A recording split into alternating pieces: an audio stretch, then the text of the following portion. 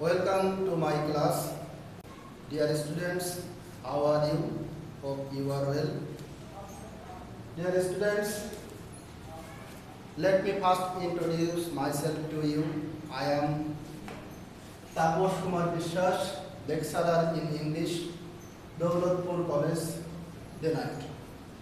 Dear students, you know we have to take class in online because we cannot take your class in our classroom because of coronavirus. So we have to take class in online. Dear students, today I am going to take a class on a poem,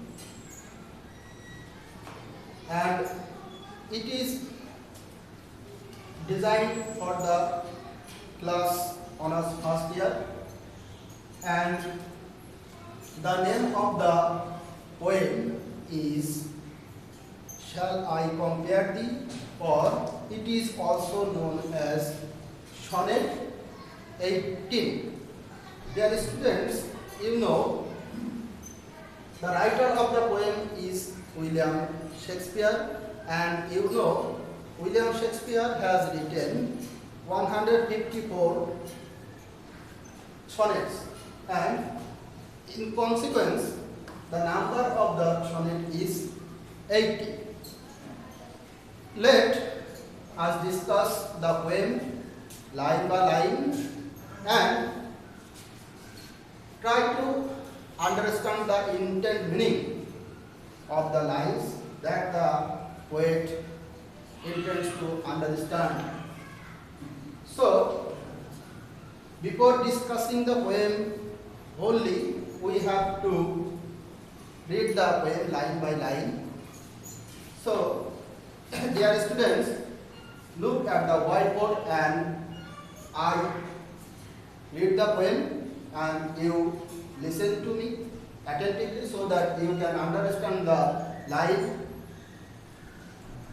well.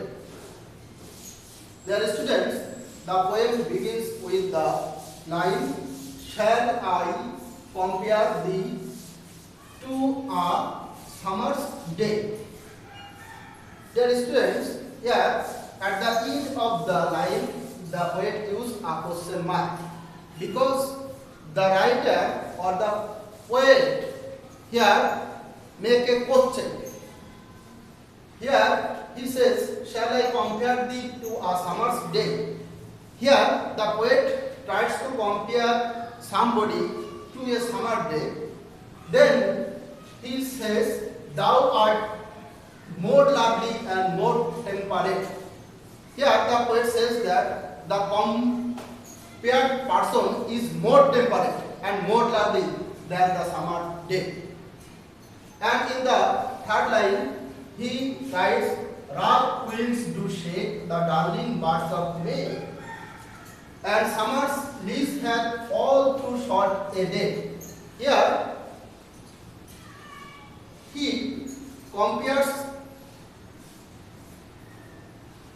different objects of nature with the compared person, and here he shows some negative sides of nature.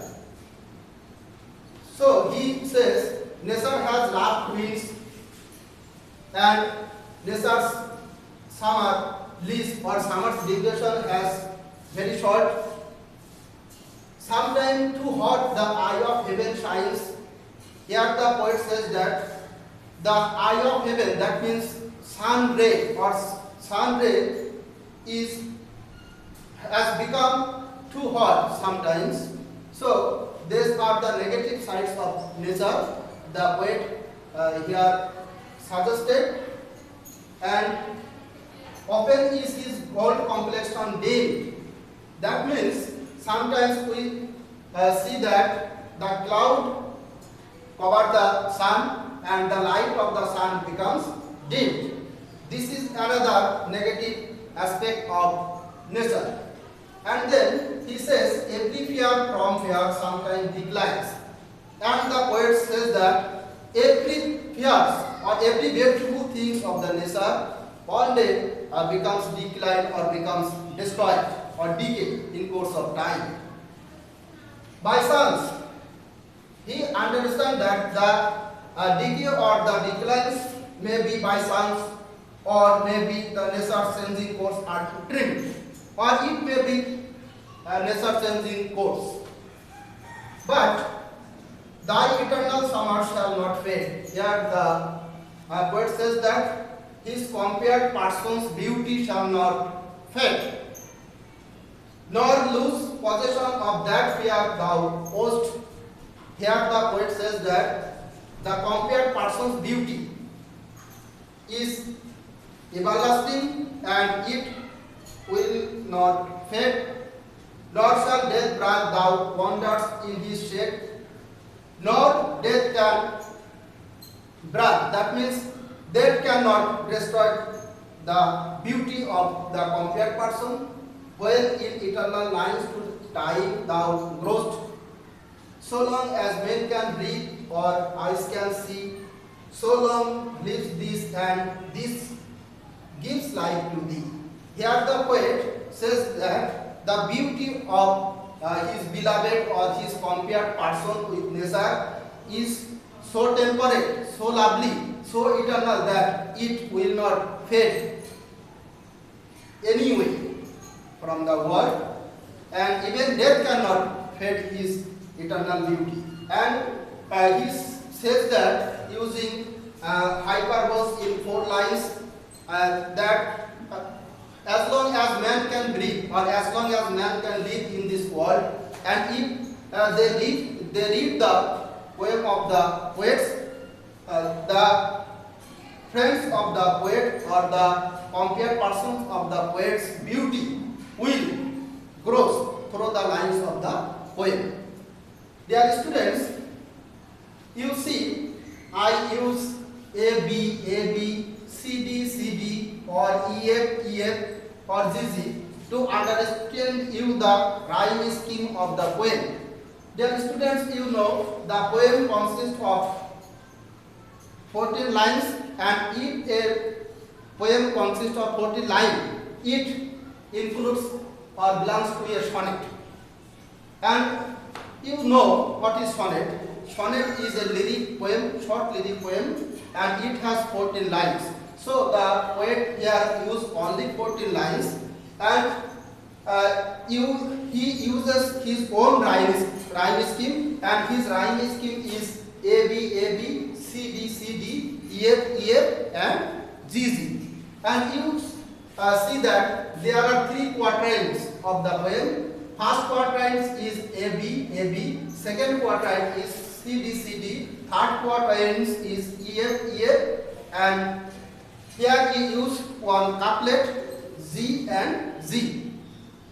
And you know, quatrain is a short stanza containing 4 lines, and every quatrain there is 4 lines, and he uses 3 quatrains, and every sonnet of the Shakespeare has 3 quatrains and 1 couplet.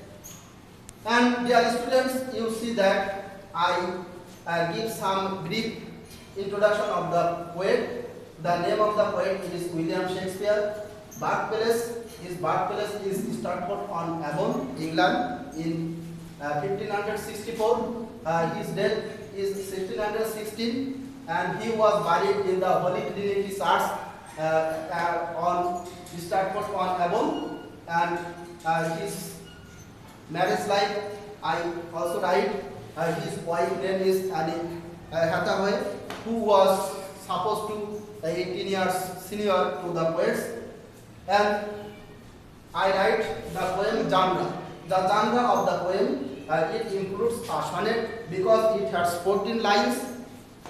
Figures of speech. If dear students, you know, in every poem, the poet uses some figure of speech to express or to convey his idea clearly. And here the poet uses different types of figure of speech. At first he uses apostrophe, because in apostrophe the poet addressed someone. Here he addressed, shall I compare thee. Then he uses metaphors. You know, metaphors is an indirect comparison between two different things.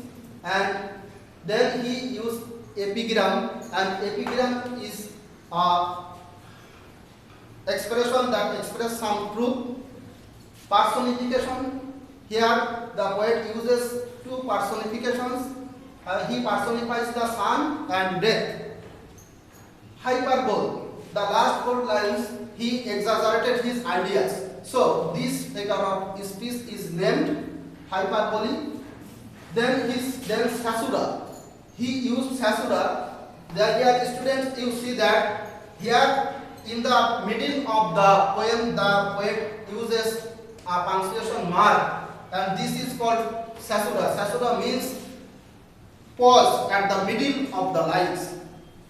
Then the poet used anaphora, and you see that a phrase so long he used 2 times at the beginning of the lines. So this figure of speech is called anaphora. And then he used synecdoche, and synecdoche means here he used bold complexation and abbreviation.